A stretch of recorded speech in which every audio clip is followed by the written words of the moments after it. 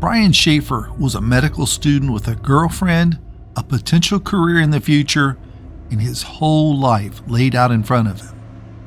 But on March 31st, 2006, while out with his friends for a night of relaxation and fun, he disappeared and has never been seen since. His disappearance is one of the most puzzling mysteries in Columbus, Ohio, leaving his friends and family with lots of questions that have never been answered. Brian Shaffer grew up in Pickerington, Ohio, a suburb of Columbus, and graduated from Ohio State with a degree in microbiology in 2004. After graduation, he began his studies at Ohio State's College of Medicine. While in medical school, he became romantically involved with a fellow second-year medical student named Alexis Wagner. Their relationship had progressed to a place where she, along with their family and friends, believed that Brian would probably propose to her on a trip to Miami that the couple had planned for the beginning of April. Late in March, Ohio State had a planned spring break. The next week, Brian had dinner with his father, and afterwards he met his friends and went bar hopping, visiting several drinking establishments in the Columbus area. They worked their way down to the Arena District of Columbus and then ended up back on campus at the Ugly Tuna Bar, which is located in the South Campus Gateway area. After deciding that they were on their last round of drinks, Brian separated from his friends and told them he was going to talk to someone in the band. As closing time was approaching, Brian's friends went looking for him, but they could not find him. When they couldn't locate him in the bar, they called him repeatedly, but he didn't answer. They left the bar at 2 a.m. They waited outside for Brian, but they never saw him, and they assumed he had gone back to his apartment without letting them know.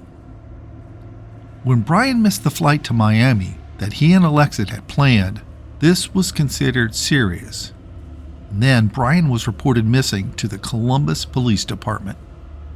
The investigation led police back to the Ugly Tuna Bar, where Brian had last been seen. Detectives reviewed security camera footage from around the area of the bar, and the footage showed Brian and his friends going up to an escalator to the bar's main entrance at 1:15 a.m. Later, Brian could be seen again, this time outside the bar around 1:55 a.m., talking briefly with two young women. After the two young women left, Brian is seen moving off camera in the direction of the bar, and that is the last known footage of him. His friends told police that they had seen Brian re-enter the bar, and they were planning to leave with him, but they lost track of him. His car was found still parked outside of his apartment. When investigators searched his apartment, they saw that nothing seemed out of place, and there was no indication that he left town, as his luggage remained in the apartment and no clothes were missing. Desperate for any contact, his girlfriend Alexis called Brian's cell phone every evening before going to bed for several weeks, but all of her calls went directly to voicemail. Then, one night in September, the phone actually rang 3 times. When the police investigated this call, they discovered a ping from the phone was detected at a cell tower just 14 miles northwest of Columbus. Unfortunately, the cell phone company said it was more likely just a computer glitch. Sadly, in September of 2008, Brian's father was killed in a freak accident at home. When his obituary ran online, an eerie response came from one of the condolence book's entries. It read, "To Dad, love Brian, U.S. Virgin Islands."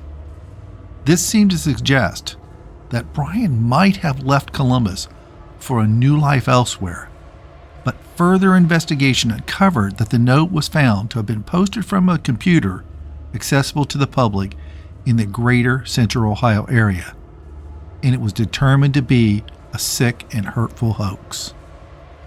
After that, there were no other signs or leads that could explain Brian's disappearance, and it remained one of the strangest disappearances in Columbus, and it seems as if Brian disappeared into thin air.